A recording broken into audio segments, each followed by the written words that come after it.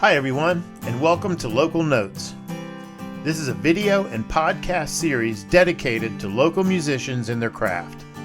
I'm Dave Wright, and the only thing I can play is the radio. But I do enjoy listening to great music, and with a few of my friends, I spend a lot of time traveling around to hear some of our best local music.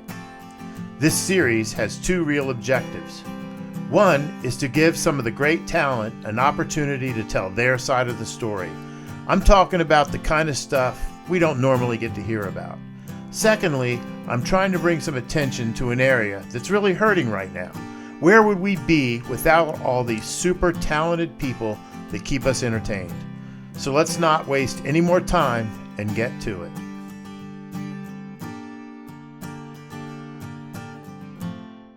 Hey everyone, Dave Wright, Local Notes, episode 5 with Sam Stuckey. Super excited to start out the new year with Sam. A little bit about Sam. I first met him in last year. I was at a bluegrass festival, and after the last show, we were hanging out at my camper, and all these musicians showed up, and it was a thing you see in the movies. It's just amazing that all these talented guys were hanging around my camping spot. And they all had guitars and mandolins and violins, and we were playing around the circle. And it's funny, they were all kind of following Sam. And wow, what a talented guy. What an awesome guitar player. He's a bluegrass guy through and through, I can tell you that. And he writes his own music. He's got everything going on with social media. You can find him anywhere. I just don't even know how to tell you what a great guy he is. So he's very serious about his music and the things that he's doing. Also, I made a slight miscue during the interview.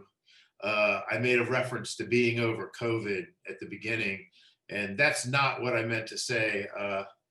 The way I meant to word it was, the restaurants and stuff are being open, and we're getting back to seeing some live music. So I definitely misworded that. We are not over COVID, and I don't want to delete it. I think that what these guys have to say is important, and everybody should hear everything they have to say. So I know I've kind of worried about them being too long, but no more. It is what it is, and if it's too long, you can come back and listen to it again. So anyhow, without too much other delay, let's go and hear about Sam and see what he's got to say. What a great guy. Thanks for listening, and I appreciate everybody reaching out and telling me, they enjoy the shows and everything. I've never heard any criticism, and I got thick skin, but I haven't heard any. Everybody seems to love it, and as long as they love it, I'm going to keep doing it. Take care, guys. Have a great new year.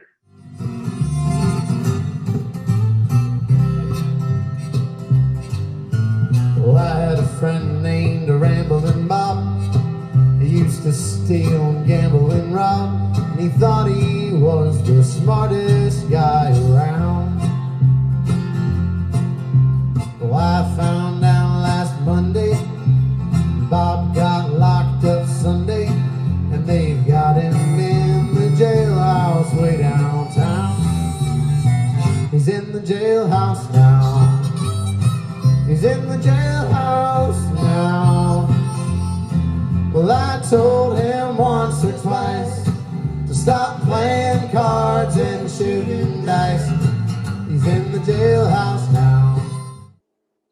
All right, here we are. This is episode 5, and it's a new year. We're over the COVID, and I have a great guest that I've spent some time with, and he's a lot of fun, and I'm really excited for everybody to meet him. And this is Mr. Sam Stuckey. Hey, Dave, how you doing? Good, man. How are you? Everything's been good. I'm glad that you got over your COVID, and I've been fortunate enough not to get it myself. So.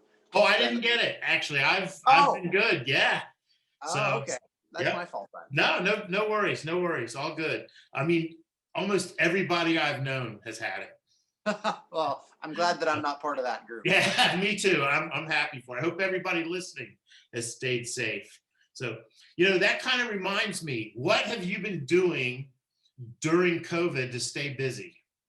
So, it's been an interesting, couple months, and by couple I mean over a year, basically. uh, when things started out, there was a lot of uncertainty about what was going on, and so for the first couple months, I kept playing shows. I did the Oh Brother Where Art Thou show here in Pittsburgh at the Rex for the second time, and it was a sold out crowd. And there were some other shows and things that we did, and people were still really innocuous to the whole COVID thing and quarantining and stuff like that. When it got really serious, just like everybody else, gigs started to shut down, venues started to close, and everybody that I know that stayed really busy was immediately out of a job, and that includes the folks that I know that play music, and all of my friends and coworkers and colleagues that do live sound and record and stuff like that. People just didn't want to go anywhere, so it was really hard for the first 3 or 4 months of real COVID, I would say. It was definitely not the most fun thing to realize that you were supposed to be playing on a certain weekend and you're sitting at home doing a whole lot of nothing. Right. A lot of that time was spent sitting down and writing and trying to gear up a little bit on some projects that I've got that I want to start working on coming up. One of the big things that I did start was right around, I believe it was like May or June. Me and 2 other really good local notable artists, Mr. Jeff Scheller and Mr. Charlie Barath, we all got together because we're in a band called the Millbillies, and we had all talked about the idea of starting a record, and we thought, what better time to do it than in the middle of a pandemic when nobody's doing anything. Right. And so we started that project, and it's about 70% done, maybe 75% done. We still have some vocals and things to track, and some just some auxiliary things to take care of, but the majority of it is tracked. And we're looking forward to really getting that out and releasing it. As far as stuff that I just was working on my own, like I said, I was working on some projects that I want to get to, and right around the time of maybe early mid-July to almost into August, I had started seeing that they were starting to give outlooks, the news and the scientists were all giving outlooks on when live music might come back and things like that. And everybody kept saying it wasn't going to come back until like the summer of 2021 or maybe even into 2022. And I said, that's just absolutely absurd, I think. With all of the guidelines and the restrictions and things like that, I said, there's no way that they can't somehow do it safely, Right. It might not be full bands, it might not be big shows, but just having somebody there at these venues playing something. I mean, after 6 months, people are going to go stir crazy and they're going to want to go do something. So right around, yeah, exactly.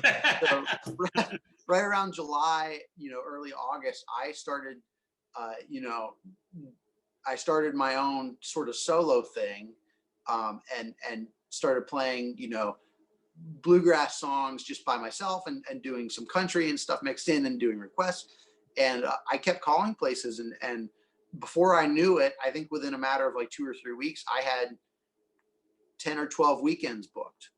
And it was steady from, mid to late July up until, mid to late October. Mm-hmm.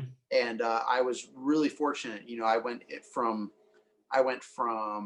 southern PA into Wheeling and Morgantown, all the way up into almost into New York, up into Elk County, up near where my family is, and then I went as far east as State College. So, there were places to play, right, regionally, and I did some. Oh, that too. I did some stuff in Ohio in 2020. I went to the Lake Erie Folk Fest, which was a kind of an interesting thing that I did. The band Carolina Blue came out for a master class, and so I got to meet those guys and connect, and that was really cool. But Awesome.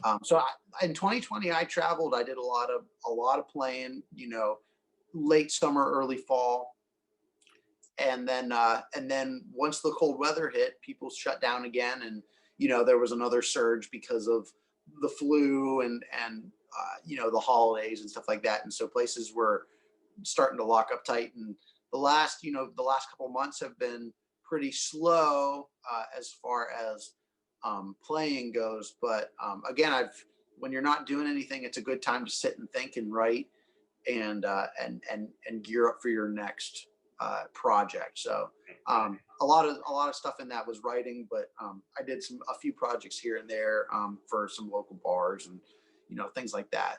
It was a nice time of year to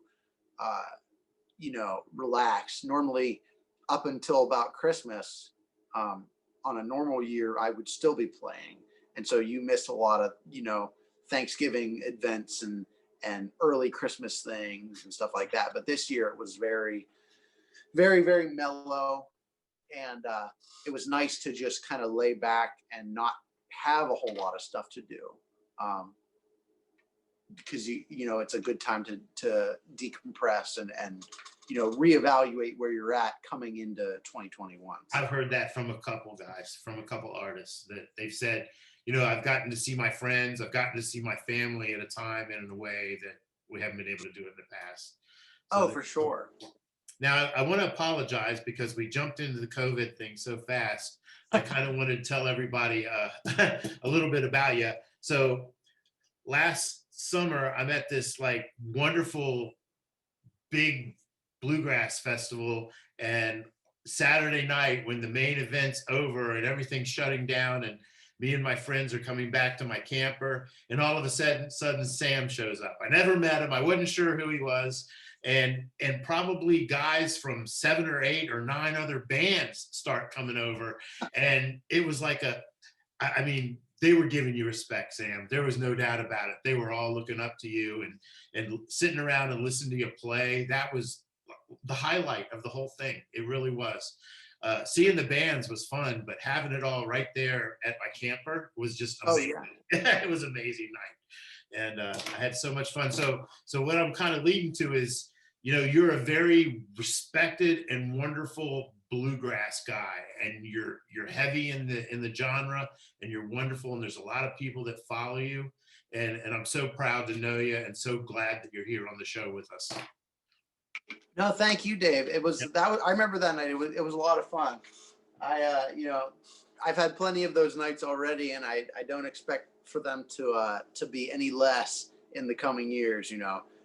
Bluegrass is a tough industry, and having more people like you supporting it and going to festivals and things like that, that's important. So it's the least that I can do to go to a camper and throw down a couple tunes every now. Well, I'm not going to miss one, and I won't be upset if you don't come, but I'll be at all of them. Yeah, that's the way to be. So you hit on the fact that with the Millbillies, you've got you're 75% through a new album or whatever it is you're working on. Do you have anything else coming out? You were kind of touching on it a little bit. So, go ahead. Yeah, so I have at least 2 ideas currently. Kind of as a long-term goal. I've always been really fond of concept albums, particularly in the style of like Pink Floyd and The Who, and you think of Tommy, you think of Dark Side of the Moon, you think of The Wall. Yeah. Projects like that in particular are really daunting. You look at any normal album, and it's a lot of work, but when you start taking songs that you've written or songs that you're going to write, and you try to whether it's chronologically or based around a main theme, or has the same sort of stylistic integrity and things like that. That's a whole nother level of production, in my opinion. And that's why those albums were really, really good, because not only did they hit you hard with really good songwriting and really good performances, but they kind of encompass something bigger than what the music is, And so as a long-term goal, I've always had the realization that I want to do something like that. And I want it to be a really genuine thing. I don't know when that's going to be yet. That's something that might not happen for another 10, 15, 20 years. But that has always been something that has kind of stuck in the back of my mind as something that I'd like to do. More towards the more available, I have 2 concept ideas for albums. One of them right now is I want to do a bluegrass train song themed record. And I have this kind of really weird affiliation with trains. When I was younger, my parents and my grandparents always took me to, different stations kind of up near where my mother lived when she was a kid and where my father lived when he was a kid. And there were these old train stations that still had trains going through. They weren't, hauling thousands and thousands and thousands of pounds of material or whatever, but they were, they might've been carting passengers or maybe pulling a little bit of material, but nothing, crazy industrial. And we would stand by the tracks and put pennies on the rails and watch them get crushed and all this cool stuff. And my parents, when I was real young, got me like a Christmas train set that was like a Lionel, it was like the real deal, like all metal cast train. I had all these different buildings that they could drive by, and it was a really nice set of train stuff. And ever since then, being in the country and stuff like that, you kind of get used to trains, and it just kind of becomes part of, what you are locally. I mean, look at Western PA with all of the coal mines and things like that. Trains have just been a part of this part of the world forever, or ever since the conceptual idea of the train. And so when I did the EP, I had a train song on there, and I thought, that might be a really interesting marketing sort of thing, to not only kind of hit home with a thing that I kind of really cherish and really see as an important part of my life, but you hit the really traditional crowd, or you can hit the traditional crowd, and you can find ways to hit the more progressive crowd and things like that. And there's millions of ways to kind of help put on that sort of a show. You can have people dress up in overalls. You can buy train whistles and give people free train whistles and shit. Like, there's different things that you can do with just the idea of a train. So there's an idea for that, that has started, but it's nowhere near completion. And there's still going to be a lot of ideas and things brewing in my head, as I go through that project and continue to kind of get little pieces done here and there. The other one, obviously, is now that I have an EP out and it's been out for a year, the next project has got to be a full-length album of some sort, in some capacity. I'm still, like I said, in quarantine. There's a lot of time to write, and my policy with songwriting in particular, just as a quick note, is when I'm songwriting, and I think most songwriters should kind of take this into consideration. When I write, I don't, especially when I have, X number of songs, I only take or really look at maybe 10 to 15% of the songs that I've written. And there's always time for me to go back. If I write something and I don't really look at it or consider it for any projects for 20 years. But if I go back and look at it, there's always time for that. But when I sit down and I look at songs, and I particularly my songs, and I'm reading through them, and I'm, whether I'm remembering or I've already remembered, how I was going to kind of format them and play them and things like that, I have a general thought process, and there's things that I look for, and if they come out immediately in songs that I've written, then I know that those songs are going to be good. Right. There's certain things and certain traits that when you write something, you just know that it's a good line or a good lick or whatever. Right. So there's a lot of time spent writing, and that I'm hoping will come out within the next year. Mm-hmm. That hasn't even begun production yet at all. I still need to look at getting artists and figure out times to do recordings and things like that. Mm-hmm. But the idea is there, and the motive is there. It's just making sure that all the pieces of the puzzle are going to fit, or at least look like they're going to fit. And then, as the project continues and progresses, if things need to adjust or change, then we can go from there. But right. Those are the pretty much the three basic ideas and things that I want to kind of accomplish. As far as other things that I do, because I also do recording and things like that. This year, I helped a friend of mine release his full-length album, and I produced and engineered that. And that record is my good friend Steve Ludwig of the Casual Hobos. And we had been working on that record for a long time, and finally got it released in, I think it was August or September, maybe. Mm-hmm.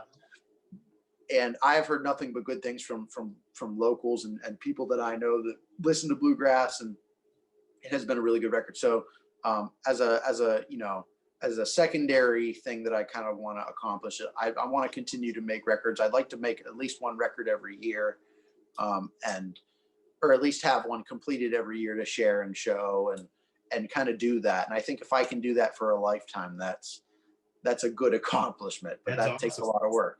That's awesome. So going back real quick to the writing of the music, and I've had so many people ask me this, there's a lot of interest. When you write, do you write the words first, or do you write the music and then put the words to the music? Yeah. So a lot of times it's weird. I'm going to start with that. Okay. All right. Yeah. When I'm thinking of a song, a lot of times I don't have my journal in front of me. It's really hard to write something intentional.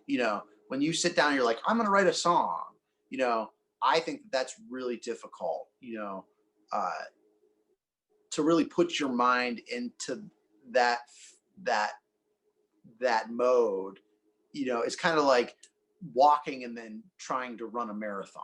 If you've spent a lot of your life walking, you can't just run a marathon. It just doesn't happen like that. You have to kind of ease into it and prepare yourself. And a lot of that with songwriting has to do with, you have to write every day something.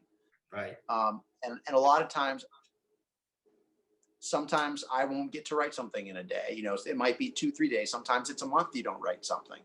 But when you have an idea, for me, it kind of, I feel like it starts a little bit of a chain reaction. Once I get going, sometimes when I write something, I might write one thing in a day. And then the next day I'll write 2 things. And then before you know it, in a week's time, I have 3 songs written. And they might not be, related to that very first thing that I wrote. But right. It goes back to once you write something, it kind of becomes contagious and it gets your mind working. That being said, I don't know how many songs that I have written, quote unquote, that never got written down. Again, because maybe I didn't have my journal in front of me, or, I was busy doing something and I just couldn't get to it. Mm-hmm. a lot of times what I will do is I will, I'll hear somebody say something, or I'll see something written, or, something on my phone, maybe, an article or something, and something about the way that the image or the wording or the perspective of somebody will hit me, that causes, a thought. It causes a line or some sort of hook or tag or something that, that I think is meaningful. And so, at that point, then it's kind of a memory game, especially when you don't have time to write something down. You kind of have to remember that, and you have to consciously remember feeling what that felt like, whatever it felt like. If it was happy, you have to kind of remain happy to feel the essence of what it was. So from there, then you start circulating lines, and that part of the process for me kind of develops differently every time, depending on what it is, and how I want to approach the certain topic, or how I want to show it, and word it, and provide it to the listener. Right. It kind of depends on that, and then from there, the process of getting the whole thing written. And sometimes I run into stumbling blocks with you get to a certain spot, and then for some reason it'll feel like that should be the end of the phrase, but it doesn't look, or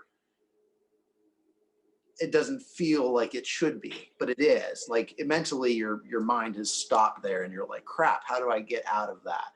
Right. So you have those moments of writer's block, and eventually you kind of work around it, and you figure out ways to reorder things, and reimagine them in different lights and different wordings and different rhymes and things like that.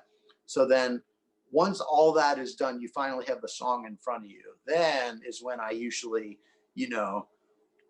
go back and look at the initial thing that started it, or, look at the overall encompassing theme, or the, the lesson of the song, or the story of the song.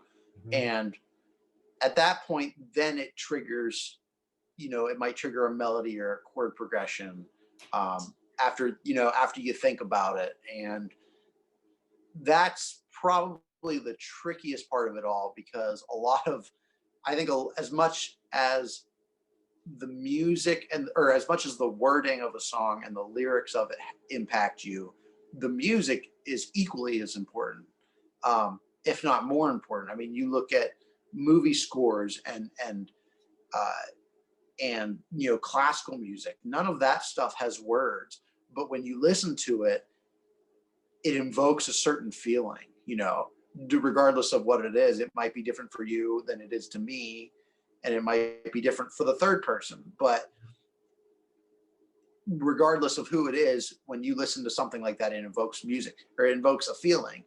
And just like with, bluegrass, country, pop, blues, jazz, rock, it's all the same. If you were to remove all the wording from all your favorite songs, you would still know them, but that music itself kind of invokes a sort of nostalgia, because you're hearing what you recognize, but it still hits you, inside. So that's probably the trickiest part of it all, is getting the right chording, and the right fills, if I'm doing fills, or finger picking a certain song, if that has to feel right and be right.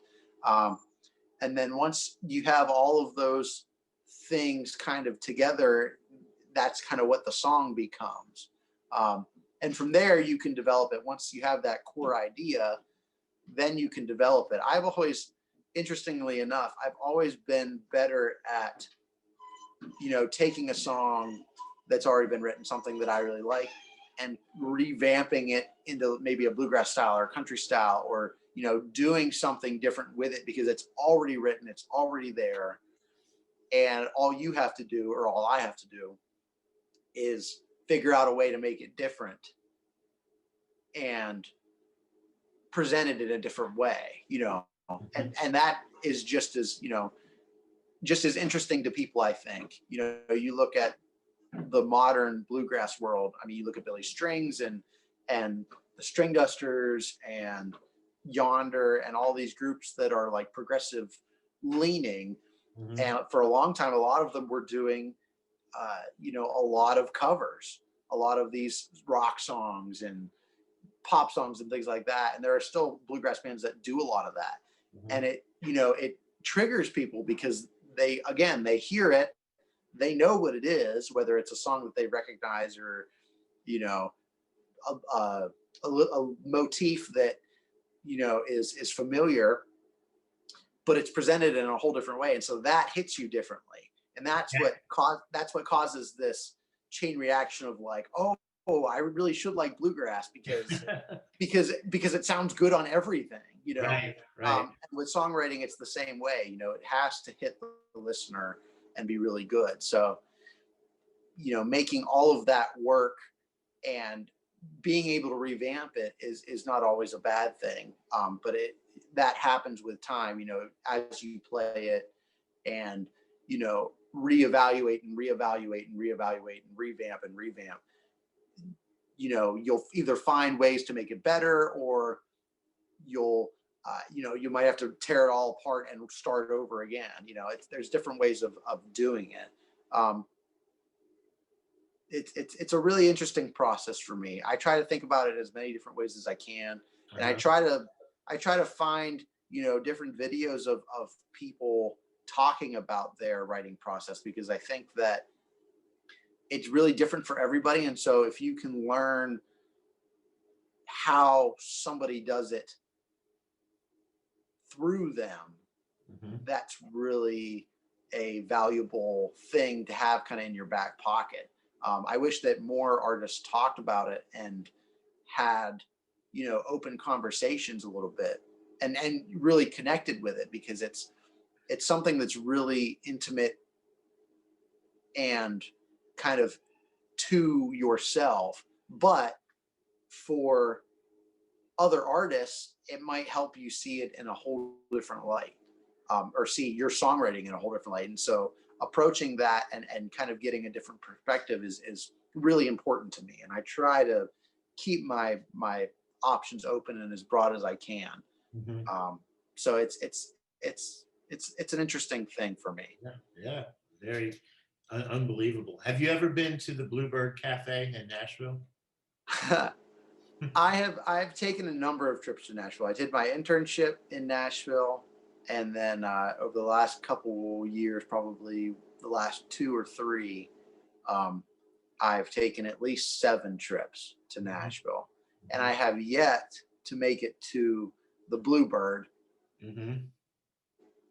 which is really unfortunate because there's a lot of people that I talk to, especially in that area, that have either played it or uh, have gone to it a lot, because there's a lot of really good songwriters that if you can get the opportunity to play there, there's a big there's a big chance that somebody from Columbia or somebody from Rounder or any label is going to be sitting in the crowd. Yep. And is either going to see, or is either going to hear your song, or if they see you and think, man, that person could really be an artist, they might talk to you about getting signed. Nashville is a really weird town because you kind of have to be, it's full of people that want to make it, but to really make it, you have to be at the right place at the right time. Yes. And part of that is being in Nashville, but even more so, you have to be at the right venue, or at the right grocery store, or at the right, at the right guitar shop, or the right bar. Right. And like the stars have to be aligned, and it's really weird like that. It's true. Yeah, it's tough. yeah, I have not, like I said, I have not been to the Bluebird. I wish that I could get there, and I think the next time that I go, I will probably go and make my presence known there. But I've had my fair share of stomping around the streets of Nashville, and I Yeah. always I've been to the Bluebird probably 3 or 4 times. It just didn't happen to be open at 11 o'clock. yeah. Oh, what are the odds? You must have really weird hours or something. Yeah, I don't know what it is. I know it's tough to get in. I do. And I guess when I go to Nashville, I've got a to-do list, and there's certain people that I want to see, and I'm going to make sure I see those people. And most of them know me, and I want to make sure I see there's a couple bands I can't miss. I don't know if Yeah. I don't know if you've ever seen the Eskimo Brothers, but I don't believe that I've heard of the Eskimo Brothers. they're absolutely the best band on Broadway. And they're not exactly country, and they're not bluegrass. They're rockabilly, I guess is the Okay, same. yeah. But they're amazing musicians, and just the show is amazing. The guy that plays the stand-up bass stands up on the bass, and if you ever Yeah. get down there, you got to see him. It's a lot of fun. So Yeah, if I hear the name, I might even look them up when we're done here. But if we look, or if I end up getting back down there, if I hear the name, I'll go.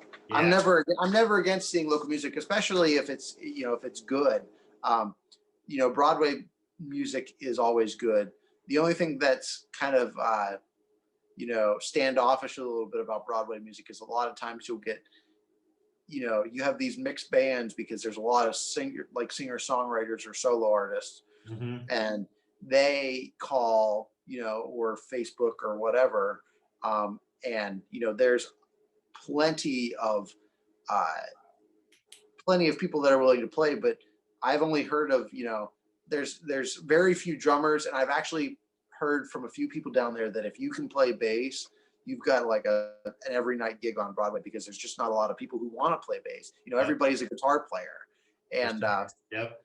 so having a bass player and having somebody that's consistent and really good Mhm. is like a gold mine on Broadway. And so having all that, and then having if you're doing the country thing, having a pedal steel player, having a violinist, again, there's are certain people that are really good, and if you can kind of get it on the ends on that, it's awesome. Yep. The downfall of that is that you get a lot of these groups that are have different faces, but they kind of all sound the same. Mhm. So it's it's interesting, and I guess with bluegrass, it's kind of the same way. The nice thing about bluegrass, though, is that bluegrass still has, as opposed to country, especially modern pop country and stuff like that, Yeah. bluegrass and modern bluegrass, both traditional and modern and progressive, it all in one way or another still pays homage to the original. Banjo players still play like Earl Scruggs. Amen. Mandolin players still want to play like Bill Monroe a lot of times. It doesn't matter if it's Chris Thile or some Joe Schmo. Mhm. They're going to do their best to try to make it sound like a mandolin. Right. And if you put crazy effects on it, that's your own opinion. But every bluegrass player knows that if you can't play, Blue Ridge Mountain Home, Mhm. or Blue Ridge Cabin Home, I'm sorry, Or Orange Blossom Special. Orange Blossom, Yeah. or Orange Blossom Special, Yeah. or Shuck in the Corn, or any of those standard tunes, then you have to reevaluate and kind of go back to the playing board, because that's where it all starts. Right. It's kind of the same way that like blues developed, is developing. It started out with the old African Americans and the old black guys that were on plantations and stuff, and they didn't know any better. They just did whatever they thought was right, and that became the basis of everything. Mhm. Today, you still have some people who still do the traditional, which is, it's cool in its own right. I get it. It's, there's nobody, there's very few people that are doing that specifically. And then you also have these guys who,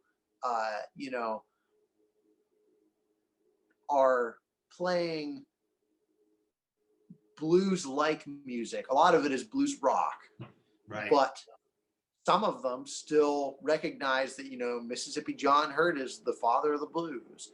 Mhm. And, the Louvin brothers still play a little bit of a role in that, even though it was slightly country. Yep.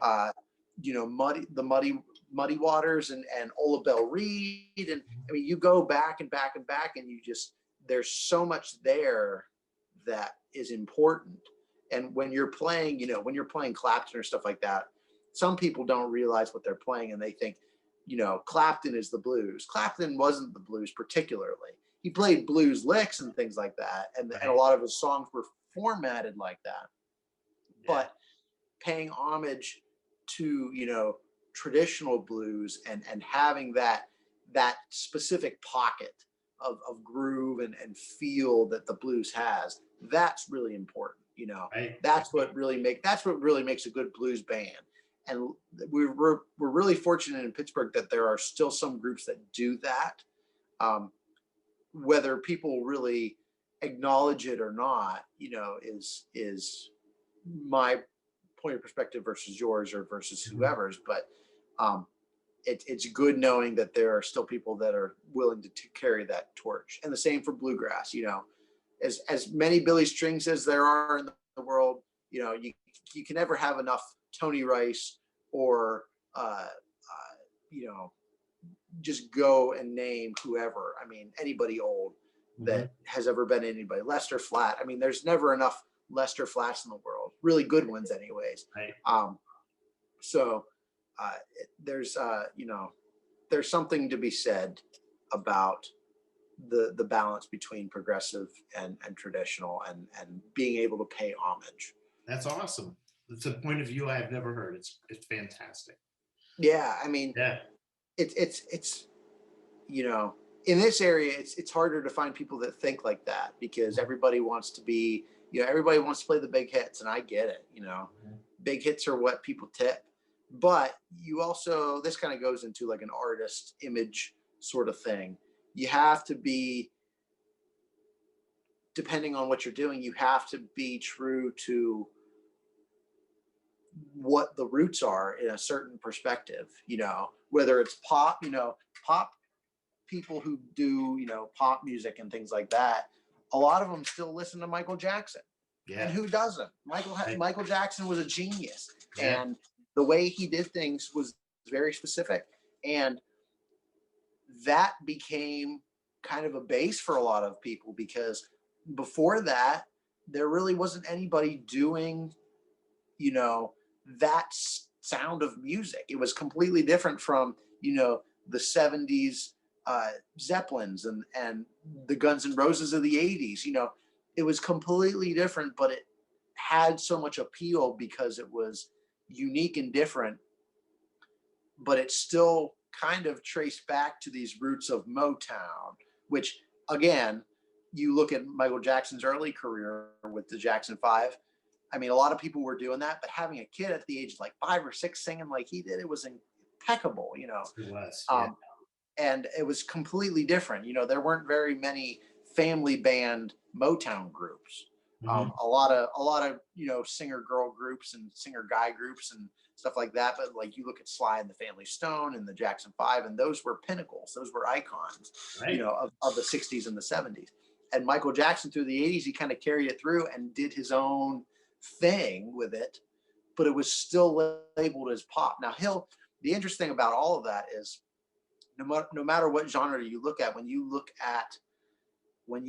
at big artists, they don't ever say that they're creating a new genre. Nobody ever says my music is a completely new genre.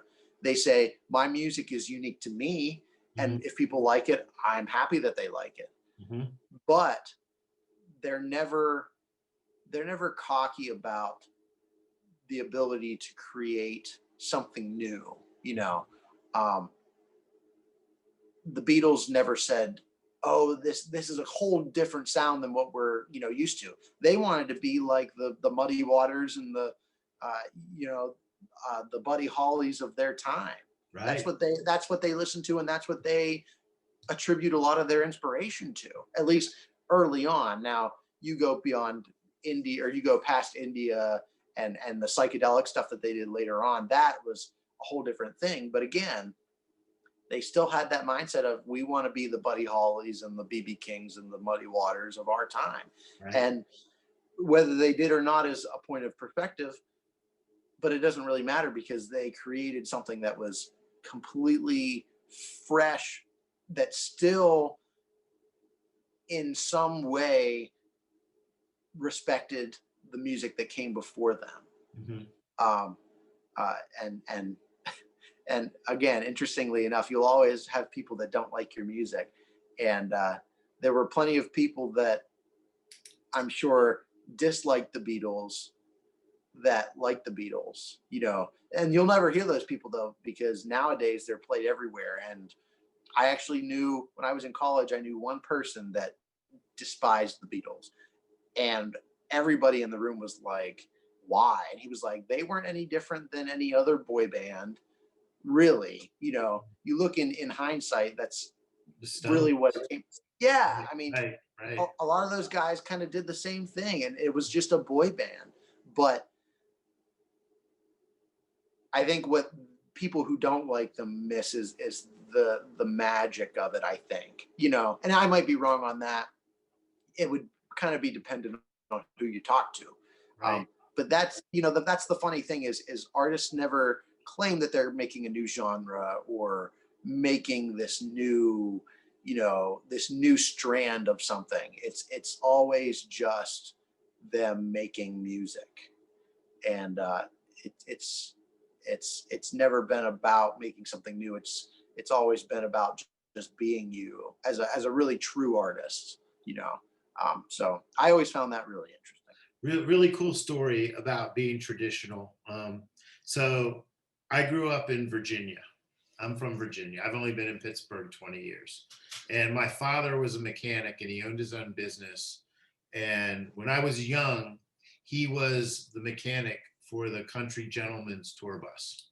Oh, wow. I would be up there in the afternoons, and you know, all the country gentlemen would be there, and my dad would come home with stacks of albums, and we went to bluegrass festivals every weekend. So I was totally fed that for the first 10 years of my life. Oh, wow. Now my father my father died when I was 14 years old, and if you go to my father's gravesite in Manassas, Virginia, 2 grave sites over is Bill Yates, who was the bass player for the Country Gentlemen. And I've got really Charlie's autograph, and you know, I was way into them, the Seldom Scene, that kind of stuff back in the day.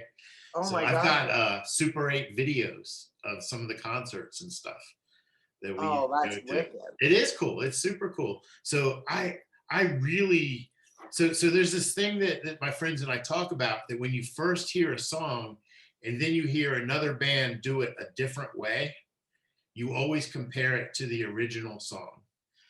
And 9 times out of 10, you like the original, but you always respect the one that's following it up. At least that's what we've noticed. But there's a caveat to that. A really good song is a really good song no matter how you play it.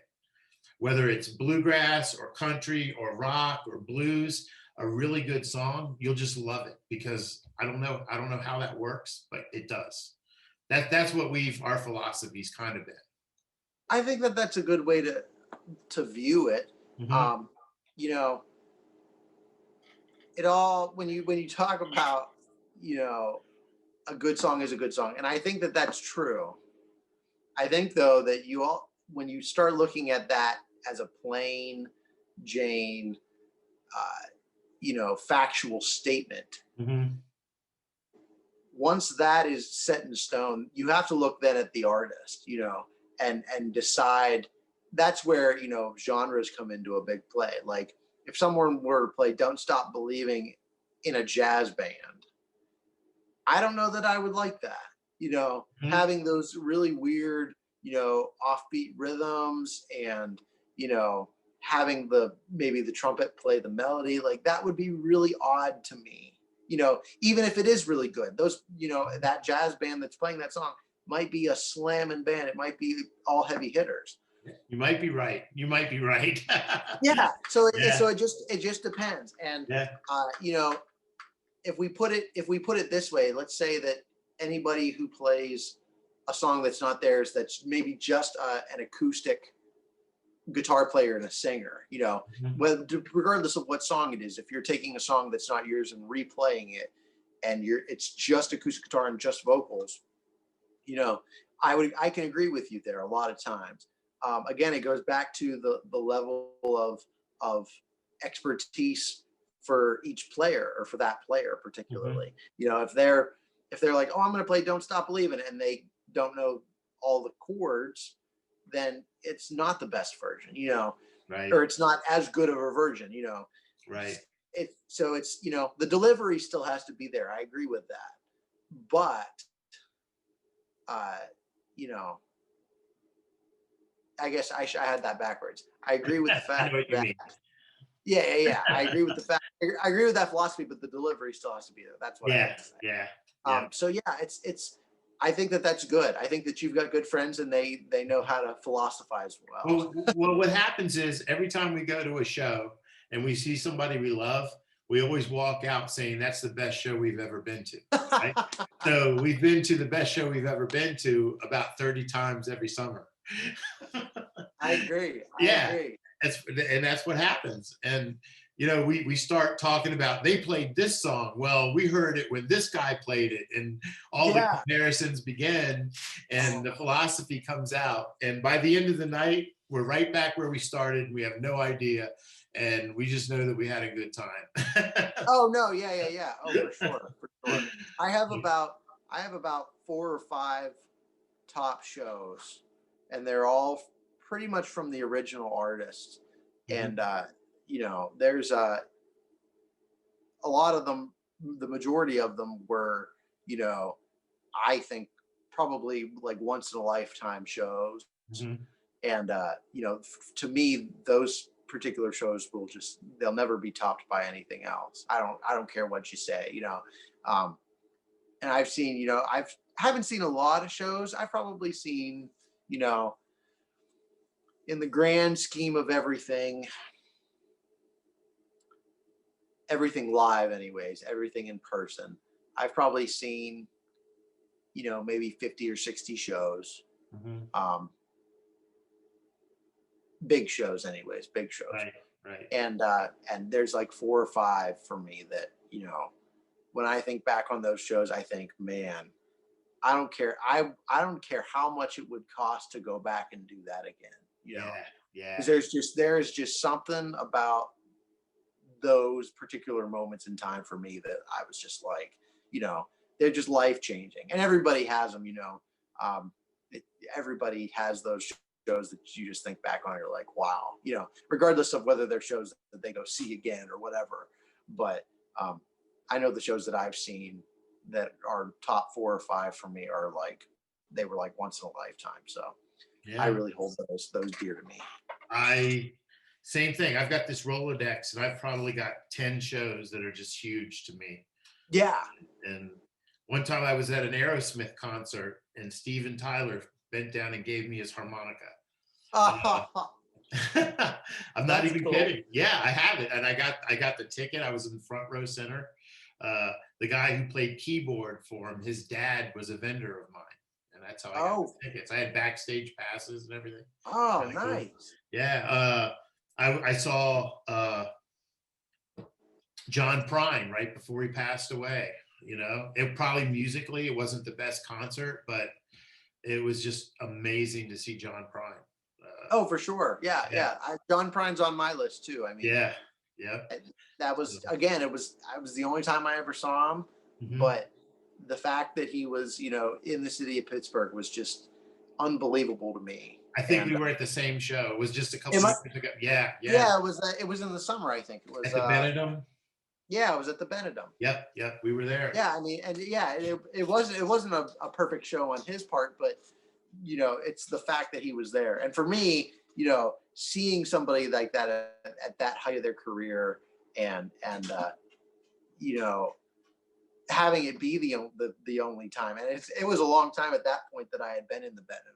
So just the acoustics and the atmosphere and the people sitting there, and the seat that I had was like, I don't know that I could have gotten a better seat. It was directly on the first floor, in the middle of every row, you know, back ways and front ways. It was directly in the middle of the room. I mean, you couldn't have had a better sounding room at that seat. You know, it was just perfect, you know. So that show sticks out to me too. So tell me, what's the most exciting show that you've ever put on? The show that you came off and you're like, wow, my head's going to explode. Oh, wow.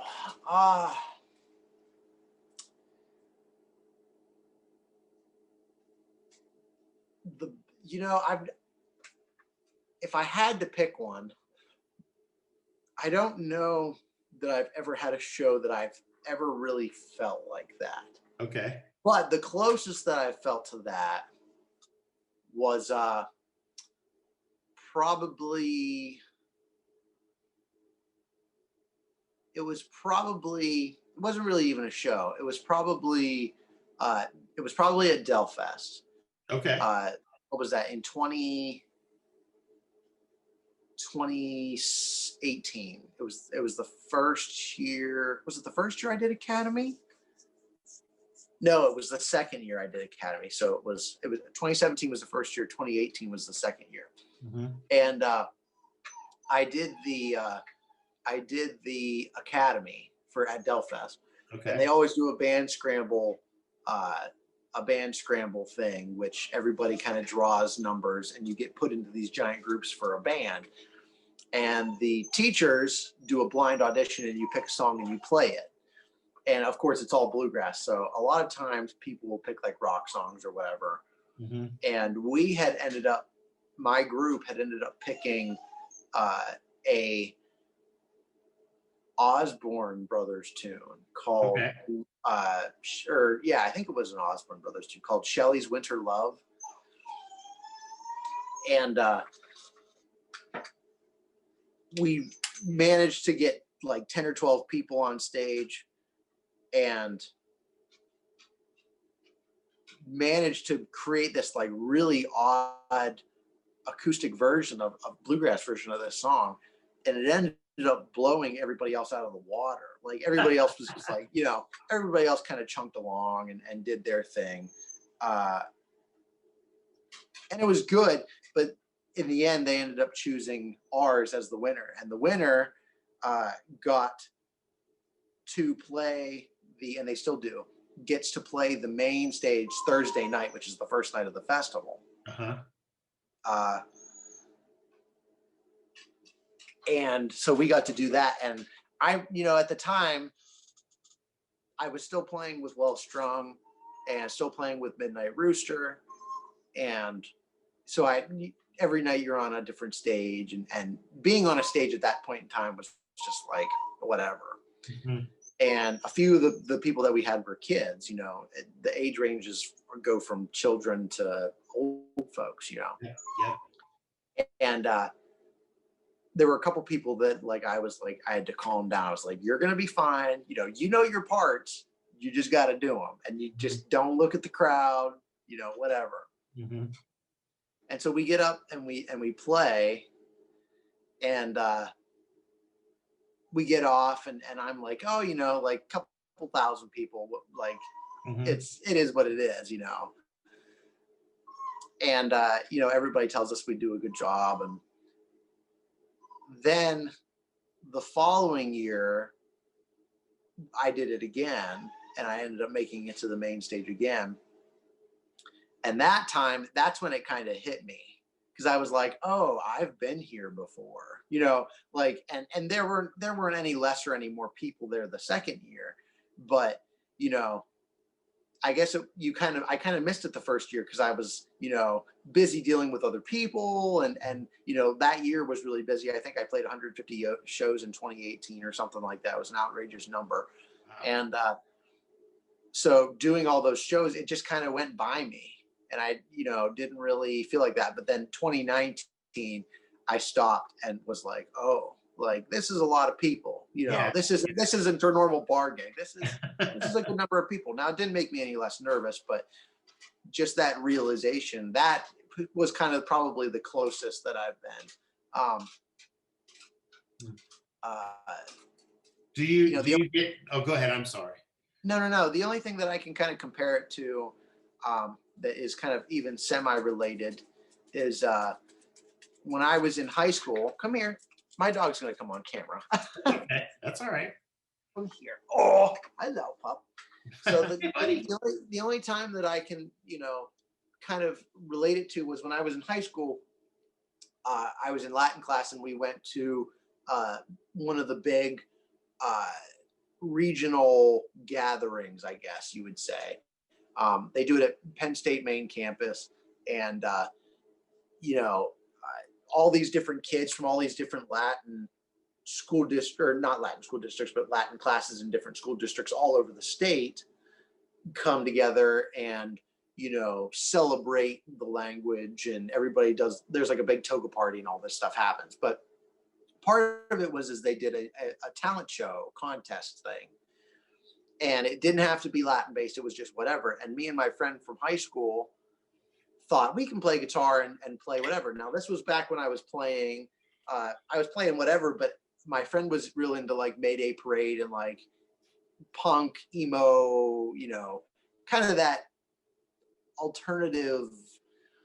I don't even know how you want to describe it. Not screamo, but it's just that alternative rock, Right. emo phase, And we auditioned, and we played I think we played 2 songs, something like that. And we auditioned and got placed to play. And so I was like, oh, this is probably a voluntary thing. Nobody's probably going to show up. Well, it ended up that they filled wherever it was, one of the amphitheaters, or not amphitheaters, but one of the like Benedum-sized halls, and they filled it. There was probably 2,000 kids, kids and parents just like standing everywhere. And I remember being down in the green room, and we walked up and walked out, and it was just like a roar of applause. And then we played, and people applauded more, and it was crazy. And I remember at that time, like, that was probably the biggest at that time that I had played to, and I thought, holy crap, like, Yeah. this is pretty interesting, so that probably is a similar thing to your question. Right. But like I said, I've never really had that moment. I'm trying to save it for, playing like the Station Inn or playing at Red Rocks. Kind of that's the goal. That's where everybody wants to be. And short selling yourself and excitement for somewheres that isn't one of those places is kind of early to the game. So Okay. where I'm kind of holding reservations until I think I've reached the pinnacle, and then and then at that point, whatever happens. So Do you still get nervous when you play? every now and then, it obviously doesn't happen as nearly as much as it did when I started. It's sometimes it's just certain things. If it's like a bar show or any sort of normal routine gig, it doesn't faze me. But if it's something that's really specific, I kind of was nervous when I played at the private party this year, just because I had never played with Ray particularly. I had played with Gary before, Right. but playing Ray's tunes and kind of having confidence in Ray to know what my abilities were and stuff like that. That was kind of intimidating, because I believe that Ray is regionally, he is the best at what he does. And so for him to, consider me for that position and to do that was, that was a big step towards our friendship. And doing that for Gary, because Gary wanted me to be a part of it. Doing that for Gary was, intimidating too, because I had to show up and do well. and I did well, I think. Mhm. You know, there were some things that I could have improved on, but playing those tunes that, you know, that I wasn't overly familiar with. It wasn't traditional bluegrass, and I hadn't really played a whole lot of it. We only rehearsed once. Mhm. I was nervous, but Yeah. it ended up being good, and I think everybody enjoyed it. And you know, all I can hope for is that Gary needs somebody to fill in a spot next this year, and that I'll be back. And I hope I'm there. Yeah, I hope that you'll be too. Where do you see Sam in 5 years? Oh God. See, I hate this question because they always ask me this in high school. And Oh, do they really? Oh my gosh, yeah. Oh. That was a big question for, like, you know, what are you going to do with your life? Where are you going to see yourself in 5 years? And you know, it's like, I don't know. I could end Okay. up, I could be dead in a car accident tomorrow. It's like, you don't know. Right. Assuming everything happens well. Mhm.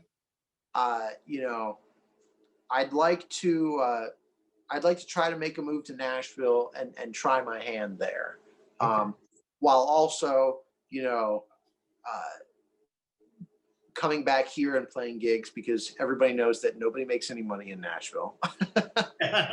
uh, but yeah, I'd like to still try to keep a base here, and you know, keep the fans that I have here going, and whether it's through, you know, finding a band to tour with, or, you know, subbing with a group that's in Nashville, or you know, opening for a bigger group, Mhm.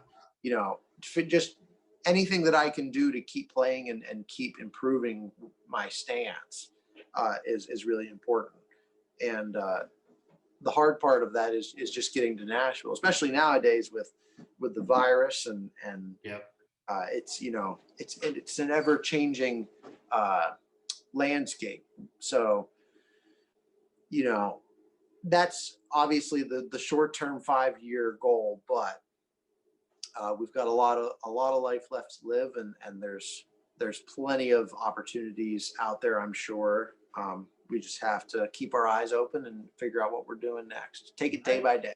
Right. Is Real quick, when you started, is your family musical? Is that what kind of guided you to this, or is just you just came home one day and announced, "Guess what? I play guitar." How did it get going? So early on, I actually played the trombone, Okay. um, and was very good at it. Uh, and I didn't really practice a whole lot, you know, just after years and years of repetition. I think I started in fourth grade, and years of repetition, you know, you get better, and you get good, and having an instrument where you can play like one note at a time and nothing's ever overly fast, you Hmm. get pretty good at it. Like, it's really not hard to do. Hmm. Uh, but I played that for a long time, and in high school they wanted me to quit, or I'm sorry, they didn't want me to quit. They wanted me to stop doing the concert band and join the marching band.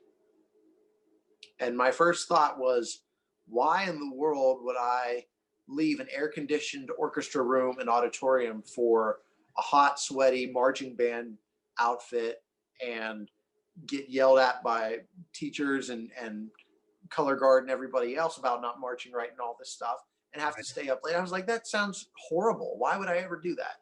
Right. So I told him, I was like, well, I would rather do the jazz band. Hmm. And they said, well, you can't do jazz band without doing marching band. And I said, well, then I'm done. Hmm. And so I quit, and I was still playing volleyball at the time, and wasn't really doing a whole lot other than that. And my mom said, well, why don't you learn how to play guitar? And I said, nah, you know, I don't want to deal with that. You know, hauling more gear around. I'd hauled trombone around forever. I was like, I don't want to do that. Well, then it lingered and it lingered and it lingered. And my sister ended up trying to take it up, guitar lessons and things like that. And it didn't stick with her. So we had this guitar around the house, and it was collecting dust. And I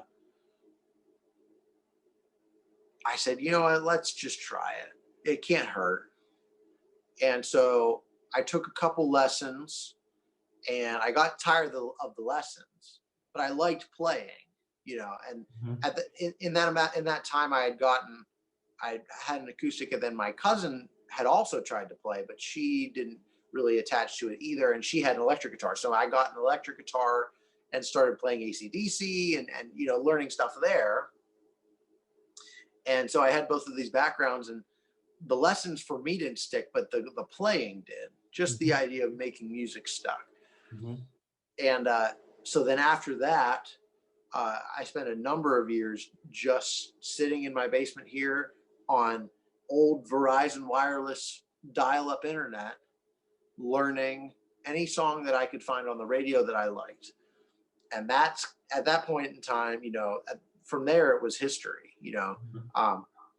At one point I had like 200 or 300 songs memorized with arrangements and parts and things like that. And I would go out and I would play them at open mics, and I had these big thick binders of sheet music and tabs and all kinds of stuff. And that's where I got a lot of my hand strength and just the physical ability to play. And then it wasn't until late high school that I started taking theory classes, and then it really exploded. And I was like, oh, there's so much more to it when you understand the theory and stuff like that. And I got into recording at that time, so I was taking recording classes and learning how to do that. And then we got to college, and at that point I had already really developed, and they developed me more at college. And once I graduated, or it was probably right around like mid college is when I got into bluegrass. Mhm. And I realized then that everything that I learned up to that point went out the window, because the playing style of bluegrass is like nothing else that other than maybe country. Even country has some different things, but bluegrass is completely different from rock, completely different from jazz, and Right. in their approach and their physical ability, and its in its theory knowledge. It's completely different. So everything that I knew was almost useless. But as I started learning about different artists and understanding the theory of it and how the lingo works and stuff like that, Mhm. things kind of fell back into place. And so I'm still learning things. I'm still trying to put elements of jazz and elements of rock and elements of country in with what I do. You know, but you always fall back to the traditional, and there's just again we go kind of back to that conversation. There's just something about the way that traditional bluegrass sounds when it's done right that Yeah. is really it really sticks with you. Yeah. So Well, it takes a lot to make bluegrass sound traditional, and not only the music, but you got to have the voice. And you definitely have the voice. You've got the voice for it. You've got a traditional bluegrass voice. yeah, everybody on a side note, everybody says when they listen to themselves that they don't like the way that they sound. I Uh-huh. don't hate the way that I sound. But I also don't understand sometimes why people think that I fit well with it. Like, I hear myself and I'm like, okay, that's what I sound like. It's not, to me, it's not pure country, but it definitely has flavors that are reminiscent of. And then when I go out and I play places and people talk to me about my voice, you'd have thought, sometimes I think, like, why am I not, auditioning on The Voice or doing something? Because I feel like there are people out there that all think the same way like that. Mm-hmm. And maybe I'm missing something. I don't know. I listen to my voice every day and I don't see anything special about it, but somebody does. So here's an example. The Jacob Ferry Stragglers, Gary and Liberty, both of them have wonderful voices, but Nico has a traditional bluegrass voice. I don't know if it's great. I mean, I don't know. I don't think his voice is any better than anybody else in the band, but he has got the voice for a traditional bluegrass band. He really does. I agree with that. Yeah. I think a lot of that has to do with the region. You look at a lot of the big players that are are making names for themselves right now. And a lot of them come from that region of the Appalachian Mountains: Nashville, Memphis, Knoxville, Johnson City, even into Asheville in North Carolina. I mean, that part of the world, there's something in the water, as they would say, or something in the air. It's just the way that people live and the way the culture that's down there. Mhm. It just, I've never seen anybody come out of that region of the world that I was like, why were like, how in the world did they genetically, how did they become the person that they are in that part of the world? It just doesn't make sense. To me, it always makes sense. Right. Every person that I see, doesn't fit a mold, but they have that one special thing that makes them bluegrass or makes them country or whatever, or that they can fit into that. And it just makes sense. It's the same way that when you go to Seattle and you listen to music, those bands that are from that area sound like they're from Seattle. Yeah. They have that Nirvana alternative rock sound. Yep. And there's nowhere else in the world that it's like. Right. So it's really weird. I wish that Western Pennsylvania had more really notable artists that were, really more famous, because I think that a lot of the rock and a lot of that stuff is really prominent, but having the bluegrass community and having the country roots that we do, and the style and the harshness of living that we have in this part of the world, I think that there's a lot of more people that have a story to tell. It's just that music in this area isn't a forefront like it is in Nashville, or that it is in Memphis or New York or LA or wherever, Right. And that goes into a whole nother topic, but it's just interesting, looking at regions of people and seeing how the music shapes them, how the landscape shapes the music, and that shapes them, and it becomes this sort of cyclical thing. So, like I said, I don't know, I don't see it in myself, but I'm glad that there are other people that do see it, and that's what keeps me going, knowing that even if people are lying about it, they're doing a really good job of it. Well, I can tell you I'm not lying about it. Yeah. So it's, when my friends and I go and see a band, we talk about the band, and we don't go and see bands we don't like, first of all. Okay. But we talk about the things like, wow, he's got a great bluegrass voice, or he plays these songs really well, and that's kind of the discussions that we have. We're constantly critiquing throughout the night, and we're all positive people. So we're all looking at the good things. We're not saying, wow, I can't do that. We love to go see people play. And, part of the excitement of the evening is talking about it, and that's something that we do. So, and I'm sure you would do the same thing, or you probably do when you see other people. Yeah. It's funny being a musician and doing it, almost full time. You see a lot of different musicians, especially when you travel and you're out and about and doing stuff, not just regionally, but nationally or whatever. Right. And a lot of my time now when I watch somebody or a group is not spent, admiring their ability. I'm more admiring how they do it. There's always something to be learned. Again, we had this conversation earlier about, with guitar players and guitar in general, when you learn something, it explodes into 10 different branches. Right. And so you have to learn those 10 different branches to maybe learn, what you actually want to do. And as you learn stuff, it just continues to be more and more. It's kind of the same way with, watching artists. There's a method to doing everything as a guitar player, and every guitar player has those same basic criteria. But when you look at very specific things about certain artists, it's intriguing.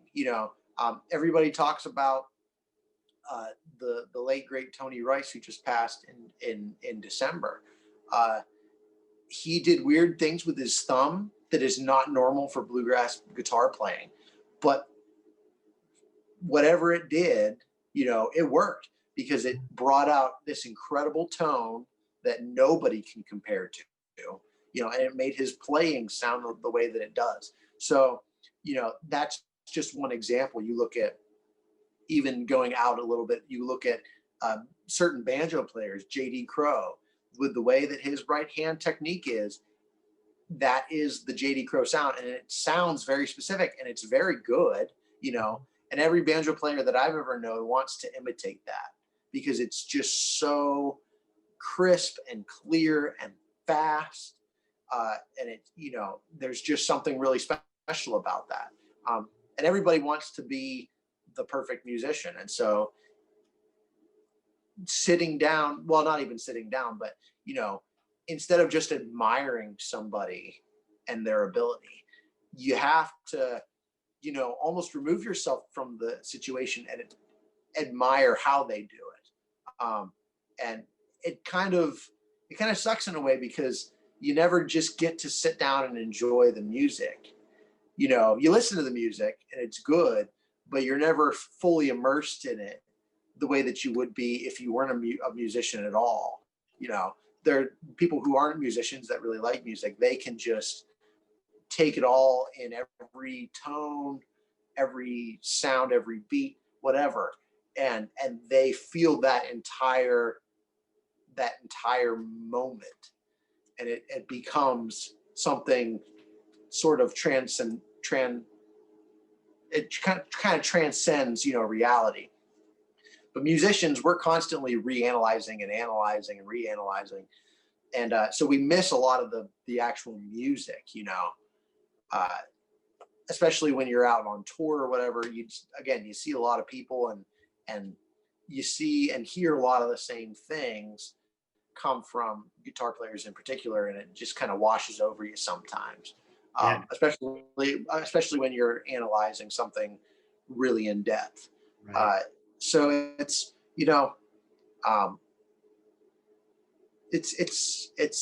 it's tough being a musician. It's not the easiest thing in the world. Most people think it's this luxury, life, but it's not. And that's what we sacrifice for, though. That's what really good musicians sacrifice for. They want to constantly be challenged and stood up and, have that they want to constantly feel like they're having that moment where they're achieving something.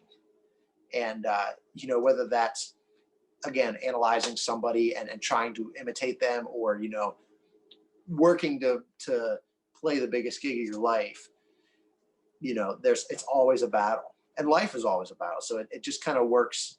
It works well with how humans interact and motivate themselves and work and stuff like that. So. Right. Gotcha. Sam, it's been awesome, dude. Dave, this was so much fun. I hope that I can come back and do this again when I have something else to provide you.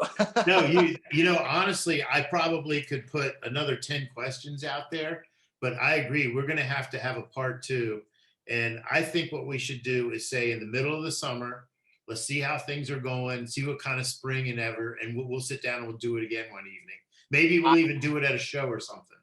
Oh, that would be interesting. Yeah. You could do that. Yeah. Oh, for sure. And let's work on that then, and we'll figure it out. Yeah, and if you're feeling the urge, just let me know. I'm at your service. Awesome. I appreciate it, Dave. Thank you so much for having me. Thanks, Sam. Take care. Yes, you too. Okay.